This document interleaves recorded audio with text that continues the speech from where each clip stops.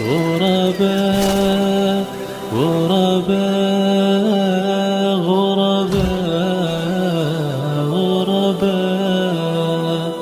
الحمد لله نحمده ونستعينه ونستغفره ونعوذ بالله من شرور أنفسنا ومن سيئات أعمالنا. من يهده الله فلا مضل له ومن يضلله فلا هادي له.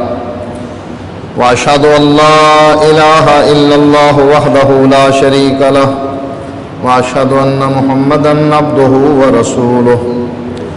أما بعد فإن خير الحديث كتاب الله وخير الهدي هدي محمد صلى الله عليه وسلم وشر الأمور محدثاتها وكل محدثة بدعة وكل بدعة ضلالة وكل ضلالة في النار.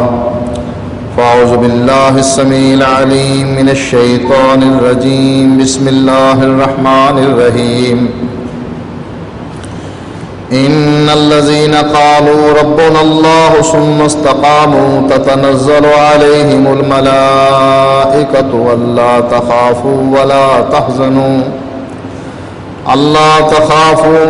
تحزنوا وابشروا بالجنة التي كنتم توعدون.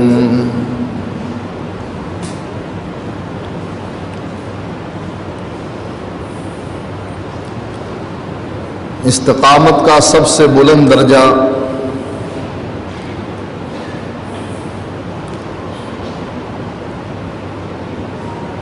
جس کا ذکر اللہ تعالیٰ نے قرآن مجید میں یوں کیا ہے، ان الذین قالوا ربنا اللہ، جن لوگوں نے اللہ کی وحدانیت کو مان لیا اور اس بات کا اقرار کر لیا کہ اللہ ہمارا رب ہے، ثم استقاموا، پھر وہ ڈٹ گئے. جیسا کہ حدیث میں آتا ہے، ایک صحابی اللہ کے نبی سے پوچھتا ہے،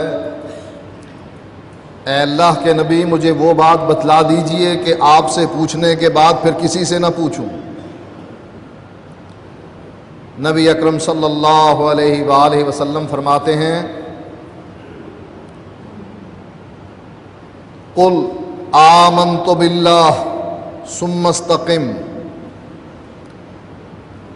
یہ بات کہہ کہ میں اللہ پر ایمان لایا، ثم استقم، پھر ڈٹ جا، کسی کی پرواہ نہ کر. یہ استقامت کا سب سے بلند درجہ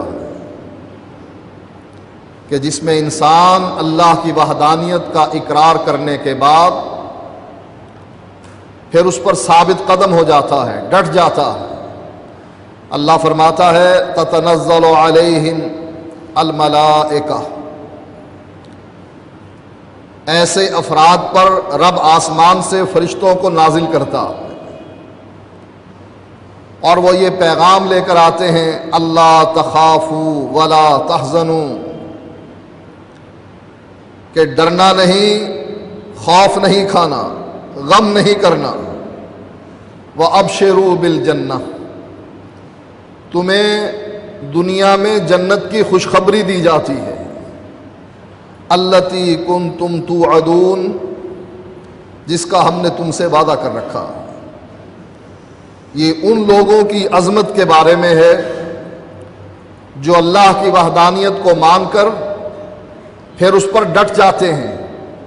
آسمان سے ان پر فرشتے نازل ہوتے ہیں اور یہ خوشخبریاں لے کر آتے ہیں کہ ڈرو نہیں، خوف نہ کھاؤ، غم نہ کرو، تمہیں خوشخبری ہے اس جنت کی جس کا تم سے رب نے وعدہ کر رکھا.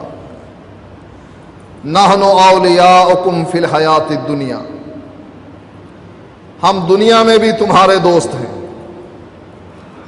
دنیا کی زندگی میں بھی تمہارا ساتھ دیں گے. وفی الآخرہ، اور جب کوئی پوچھنے والا نہ ہوگا آخرت میں بھی ہم تمہارا ساتھ دیں گے. وَلَكُمْ فِيهَا مَا تَشْتَهِي أَنفُسُكُمْ، اور تمہیں ایسی جنت میں داخل کر دیں گے جس میں جو تمہارا دل چاہے گا حاضر کر دیا جائے گا۔ یہ استقامت کا بلند ترین درجہ ہے، جس کے بارے میں اللہ کے نبی یوں بھی فرماتے ہیں، لا تشرک باللہ، اللہ کے ساتھ کسی کو شریک نہ کرنا، ان قتلتا او حرکتا، اگر تجھے زندہ کو ٹکڑے ٹکڑے کر دیا جائے تب بھی، اگر تجھ کو زندہ آگ میں جلا دیا جائے تب بھی۔ یہ عظمت کا سب سے اونچا درجہ۔ اس کے بعد جو دوسرا درجہ آتا ہے، اللہ قرآن میں فرماتا ہے، وَمَن كَفَرَ بِاللَّهِ مِن بَعْدِ ایمانہ، من کفر باللہ من بعد ایمانہ، جو ایمان لانے کے بعد پھر کفر کر لیتا، توحید مان لینے کے بعد پھر شرک کرتا، الا من اکرہ وقلبہ مطمئن بالایمان، مگر جس کو مجبور کر دیا جائے کلمہ کفر کہنے پر، وہ اتنا مجبور کر دیا جائے، اس پر اتنا تشدد ہو کہ وہ کلمہ کفر کہے، وَقَلْبُهُ مُطْمَئِنٌ بِالْإِيمَانِ، لیکن اس کے دل میں ایمان کی بہار ویسے ہی ہو جو اس سے پہلے تھی، ایمان کی حالت ویسی ہی ہو جیسے پہلے تھی، اللہ فرماتا ہے یہ بھی گناہگار نہیں ہے۔ یہ بھی استقامت کا دوسرا درجہ ہے، جیسا کہ مسند احمد کی حدیث میں آتا ہے، دو افراد سفر پر سے گزرتے ہوئے ایک ایسی جگہ سے گزرے جہاں غیر اللہ کے نام کی نظر و نیاز دی جاتی تھی۔ وہاں کے مجاوروں نے ان میں سے ایک کو پکڑ کر کہا، یہاں گزرنے والے سب سے پہلے اس کے نام کی نیاز دیتے ہیں، پھر اس راستے سے گزرتے ہیں، تم بھی اس کے نام کی نیاز دو۔ کہا میرے پاس تو دینے کے لیے کچھ بھی نہیں۔ کہنے لگے دینے کے لیے کچھ نہیں ہے تو ایک مکھی ہی چڑھا دو۔ مکھی کی کیا قدر و قیمت ہے؟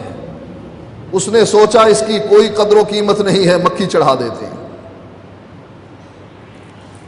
دوسرے شخص سے مطالبہ ہوا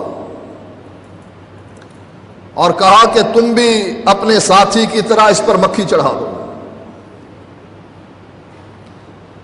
کہنے لگا مکھی کا خالق بھی اللہ ہے، میں اس حقیر مخلوق کو اس کے نام کی نظر نہیں کر سکتا۔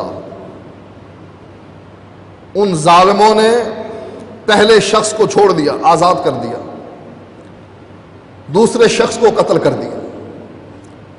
نبی اکرم صلی اللہ علیہ وآلہ وسلم نے فرمایا، جس آدمی نے اس درگاہ پر مکھی چڑھائی تھی، اس ستان پر مکھی چڑھائی تھی، اللہ تعالیٰ نے اس جرم کے بدلے میں اس کو جہنم میں پھینکا، اور جس نے مکھی چڑھانے سے انکار کر دیا تھا اللہ تعالیٰ نے اس کو جنت میں بھیج دیا۔ یہ عظمت کی اونچی سیڑھی ہے جس پر بہت کم لوگ چڑھتے ہیں۔ نبی اکرم صلی اللہ علیہ وآلہ وسلم کی وفات سے کچھ عرصہ پہلے بنو حنفیہ کا ایک وفد نجد کے علاقے سے نبی کے شہر مدینہ میں آیا۔ انہوں نے اپنے قافلے کو مدینے سے باہر روکا اور اس کی حفاظت کے لیے مسیلمہ حنفی کو وہیں چھوڑ دیا۔ خود اللہ کے نبی کے پاس تشریف لائے، آپ کے ہاتھ پر کلمہ پڑھا، مسلمان ہوئے۔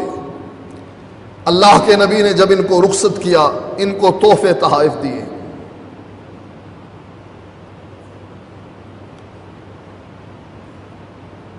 اور اس آدمی کے لیے بھی، اس مسیلمہ حنفی کے لیے بھی اللہ کے نبی نے تحفے تحائف دیے جن کو سامان کی حفاظت کے لیے باہر ہی چھوڑ دیا گیا تھا۔ یہ مسیلمہ جو بعد میں مسیلمہ کذاب کے نام سے مشہور ہوا، جب اپنی بستی میں پہنچا مرتد ہو گیا، اپنی نبوت کا اعلان کر دیا۔ لوگ اس کو جھوٹا مان کر، سچا مان کر نہیں، جھوٹا مان کر اس لیے کہ ان کی قوم کا ایک فرد تھا، اس کے ارد گرد جمع ہونے لگے۔ اور ایک کہنے والے نے یہاں تک کہا کہ ربیعہ کا جھوٹا نبی مجھے مضر کے سچے نبی محمد الرسول اللہ سے زیادہ عزیز ہے۔ میں مانتا ہوں کہ یہ جھوٹا نبی ہے، لیکن چونکہ ہے میری قوم کا، اس لیے یہ مجھے زیادہ عزیز ہے اس سچے نبی سے جس کا نام محمد الرسول اللہ۔ اس بدماش نے نبی اکرم صلی اللہ علیہ وآلہ وسلم کو خط لکھا،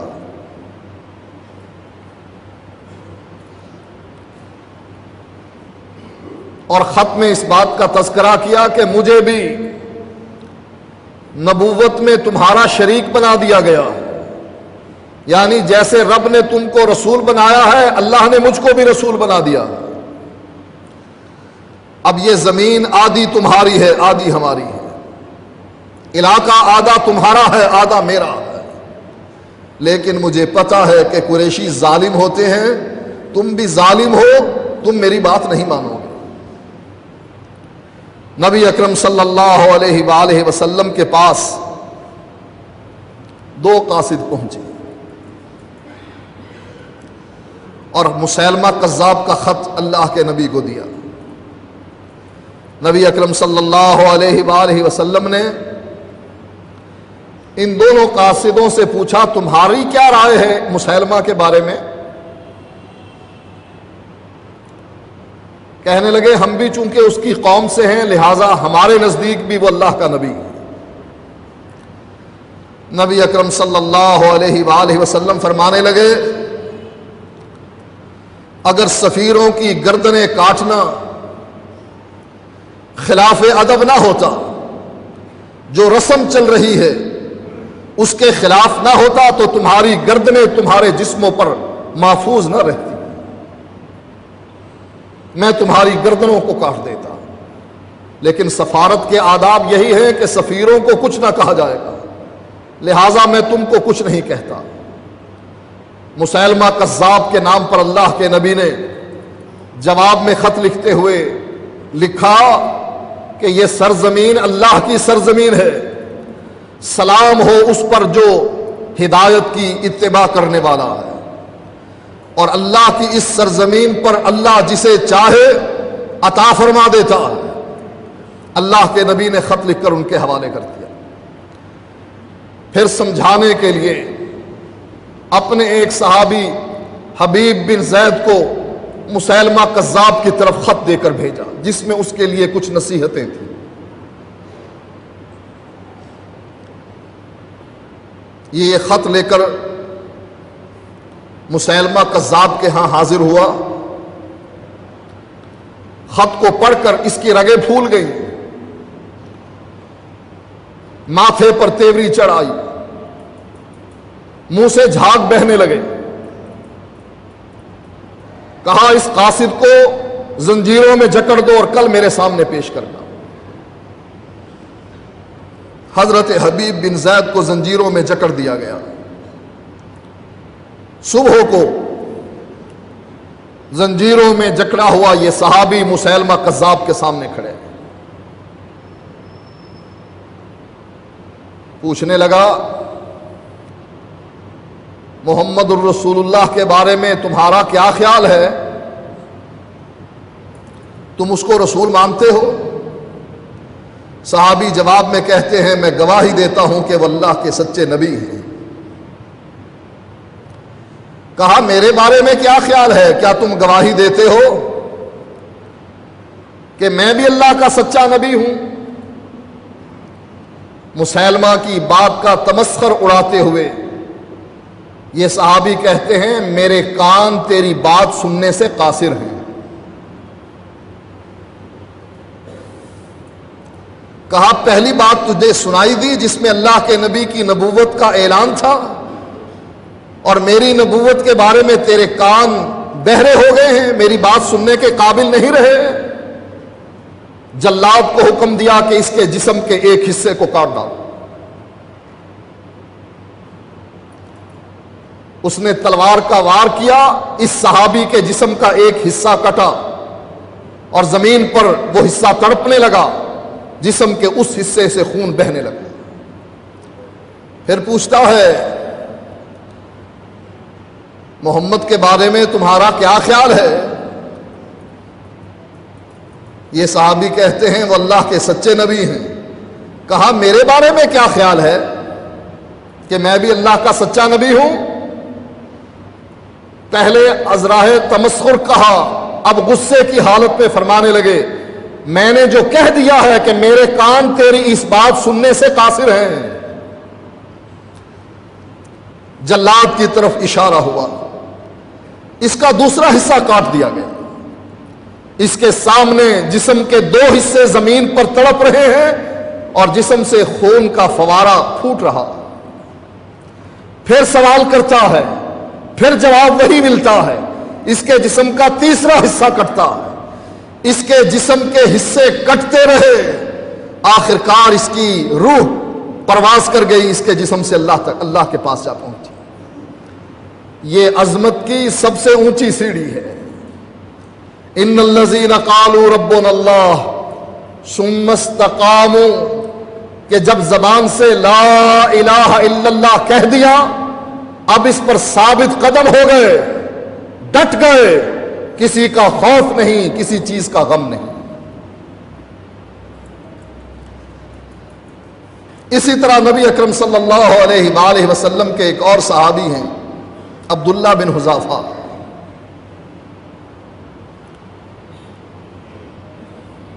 حضرت عمر کے زمانے میں پہلے تو آپ قاصد بنائے گئے قیصر و کسریٰ کی طرف. عبداللہ بن حذافہ کسریٰ کی طرف گئے اللہ کے نبی کا خط لے کر. جب کسریٰ نے محمد الرسول اللہ صلی اللہ علیہ وآلہ وسلم کا خط پڑھا من محمد الرسول اللہ، کہ یہ اللہ کے نبی محمد صلی اللہ علیہ وآلہ وسلم کی طرف سے ہے اور مخاطب کسریٰ ہے، ایران کا بادشاہ. متن نہیں پڑھا ابھی خط کا، وہ خط چھین لیا ترجمان سے اور کہا غلام ہو کر میرا نام بعد میں لکھتا ہے، اپنا نام پہلے لکھتا ہے. اتنی بے ادبی. کہا اس سفیر کو دربار سے نکال دو. حضرت عبداللہ بن حذافہ کو دربار سے نکال دیا گیا.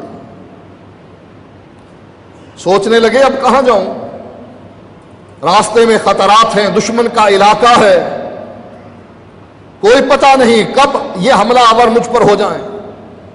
پھر سوچ کر اطمینان کرتے ہیں، کہا جو ڈیوٹی اللہ کے نبی نے میری لگائی تھی میں وہ پوری کر چکا، اب اگر میری جان جاتی ہے تو چلی جائے، مجھ کو کوئی پرواہ نہیں. حضرت عمر رضی اللہ تعالی عنہ کے زمانے میں ایک لشکر کے ساتھ حضرت عبداللہ کو بھیج دیا گیا.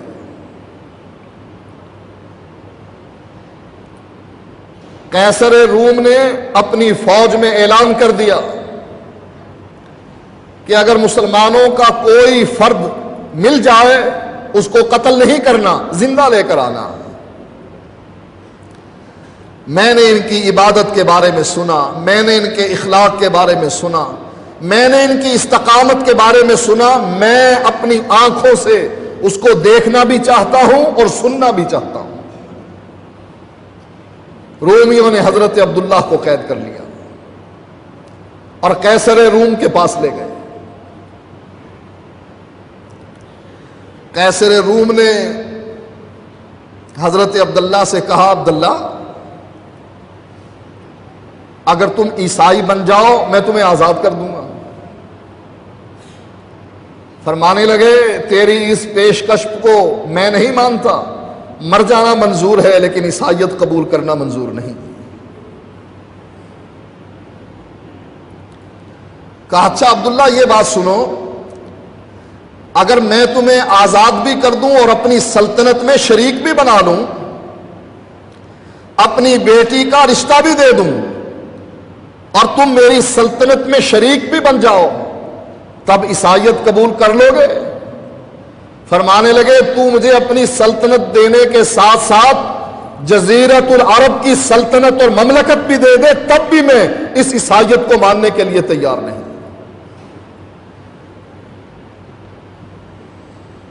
کہا یہ دو پیشکشیں میں نے کی تھیں اور تم نے اس کو ٹھکرا دیا، جانتے ہو اس کا انجام کیا ہوگا؟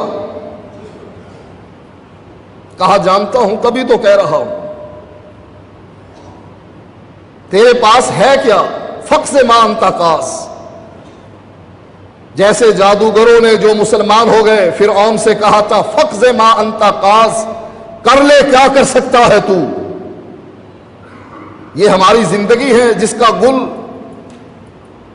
جس کا چراغ بجھا سکتا ہے نا، اور تو تیرے پاس کچھ نہیں، جا جو کچھ کرنا چاہتا ہے کر لے، مجھ کو قتل کر دے گا اور کیا کر سکے گا؟ جلادوں کو کہنے لگا اس کو تختہ دار پر لٹکاؤ، تیر مارنا، تیر اس کو لگیں لیکن اس کے ہاتھوں کو زخمی کریں، یہ مرے نہیں، اس کے دل کی طرف یا گردن کی طرف تیر نشانہ باندھ کر نہیں چلانا۔ جب اس کے ہاتھ زخمی ہوئے کیسر روم پھر کہتا کیا خیال ہے عیسائیت کو قبول کر لو گے؟ فرمانے لگے مر جانا منظور ہے، تیری عیسائیت کو ماننے کے لیے میں تیار نہیں۔ کہا تیسری مرتبہ پیشکش ٹھکرا رہے ہو؟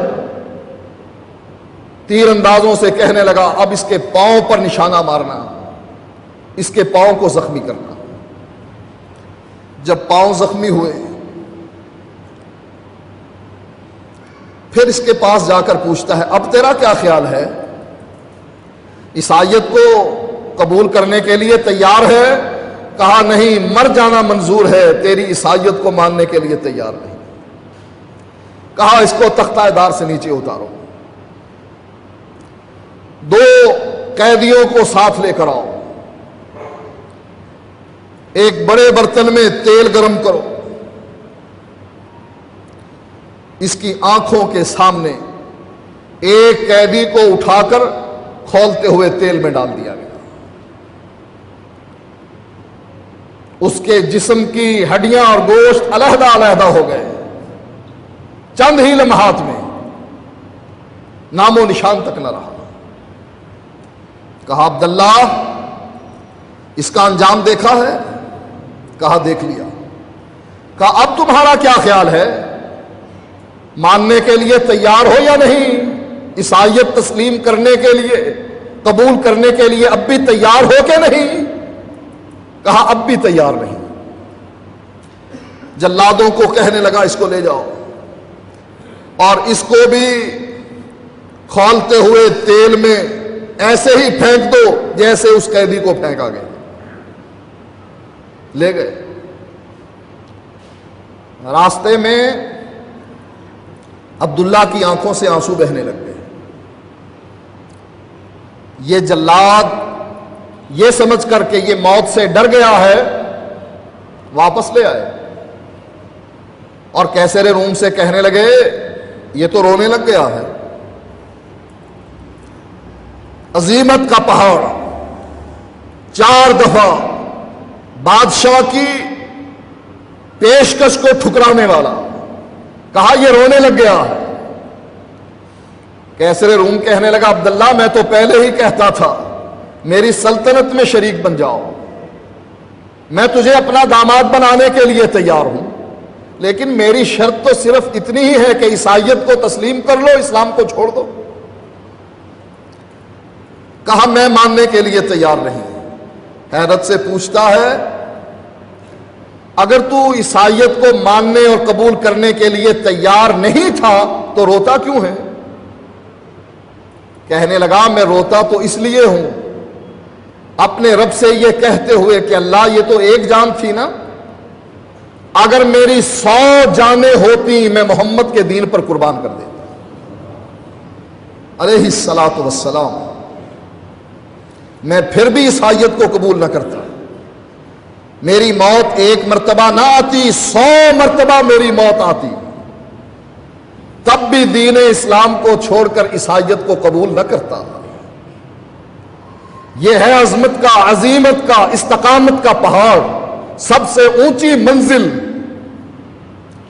آخر تھک ہار کر کہتا ہے اچھا میرے سر پر بوسہ دو میں تم کو آزاد کر دوں۔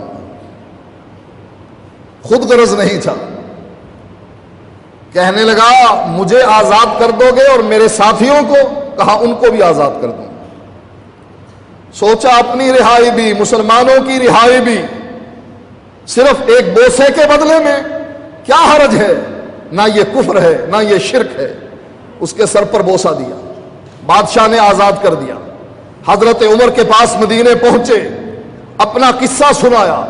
حضرت عمر رضی اللہ تعالی عنہ نے قصہ سننے کے بعد کہا تم سب میرے ساتھی اس کے سر پر بوسہ دو، سب سے پہلے میں اس کے سر کو چومتا۔ یہ عظمت کی سب سے اونچی سیڑھی ہے جس پر بہت سے لوگ چڑھنے کے لیے تیار نہیں ہوتے۔ اسی عظمت کی سیڑھیوں میں سے یہ تو صحابہ تھے۔ احمد ابن حنبل رحمت اللہ علیہ، ان کے زمانے میں ایک مسئلہ اٹھا عقل پرستوں کا، کہا قرآن بھی مخلوق ہے۔ علماء بہ گئے، اس دوسرے درجے پر آ گئے جس میں دل میں ایمان ہے لیکن زبان سے مجبور ہو کر کلمہ کفر کہہ رہے ہیں۔ احمد ابن حنبل اور محمد بن نوح، یہ دو عالم ایسے تھے جو اپنی اس بات پر ڈٹے رہے کہ نہیں، قرآن اللہ کا کلام ہے، اللہ کی صفت ہے، ہم اس کو مخلوق ماننے کے لیے تیار نہیں۔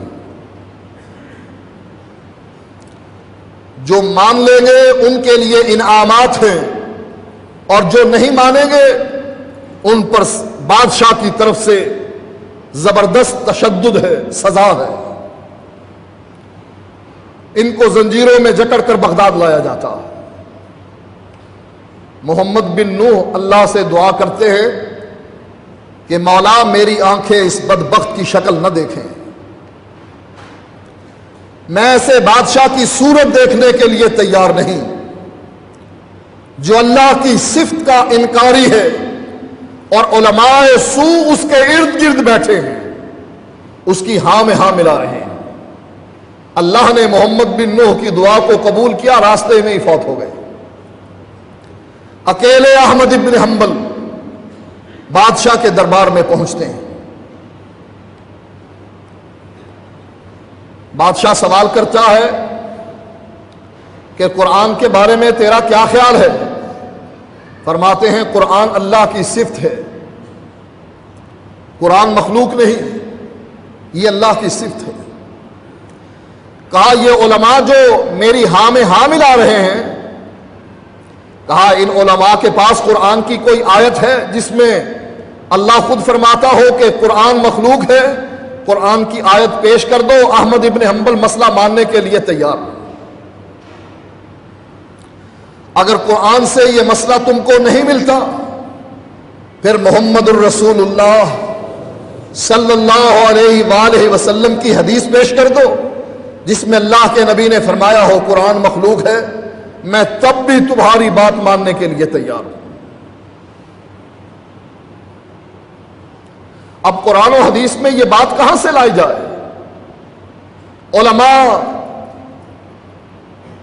مجبور ہو گئے کہ نہ قرآن میں ہے نہ حدیث میں ہے، ہاں عقل یہ بات کہتی ہے۔ عقلی دلائل دینے لگے، کہا میں نہیں مانتا، یا اللہ کا قرآن مانوں گا یا محمد الرسول اللہ کا فرمان۔ پھر کیا ہوا؟ احمد ابن حنبل کو بھی ٹکٹکی پر چڑھایا گیا. جلادوں نے ان پر بھی کوڑے برسانے شروع کیے. لہو لہان ہوئے, بے ہوش ہوئے. پھر پوچھا گیا, احمد کیا خیال ہے, قرآن مخلوق ہے یا نہیں؟ کہا نہیں, اللہ کی صفت ہے. اللہ کا کلام اللہ کی صفت ہے, مخلوق نہیں ہے. کہا اب بھی ماننے کے لیے تیار نہیں؟ کہا ماننے کے لیے تیار ہوں, یا رب کا قرآن لے آؤ یا محمد کا فرمان لے آؤ علیہ الصلوۃ والسلام. چچا سمجھانے کے لیے آیا. امام احمد ابن حنبل کو چچا سمجھانے کے لیے آیا کہ احمد کیوں اپنی جان کے درپے ہے, کیوں نہیں بادشاہ کی ہاں میں ہاں ملا کر اپنی جان چھڑاتا؟ بادشاہ کی بات مان لے, جیسے بادشاہ کہہ رہا ہے کہہ دے قرآن کو کہ قرآن بھی مخلوق ہے.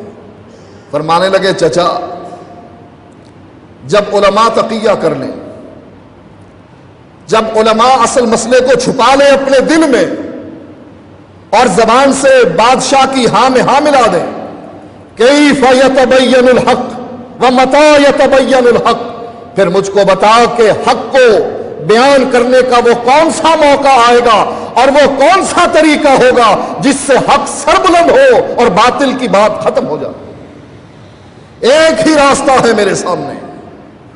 اگر یہ اللہ کے قرآن سے بات منوانا چاہتے ہیں, پیش کر دے کوئی آیت, میں ماننے کے لیے تیار ہوں, یا نبی کی حدیث. امام احمد ابن حنبل نے اتنے کوڑے کھائے اپنی پیٹھ پر کہ جلاد کہتا ہے کہ اتنے کوڑے اگر میں کسی ہاتھی پر بھی برساتا وہ بھی چیختا اور چنگھاڑتا ہوا نکل جاتا. لیکن اس اللہ کے بندے نے اف تک نہیں کی. یہ استقامت کی سب سے اونچی سیڑھی ہے.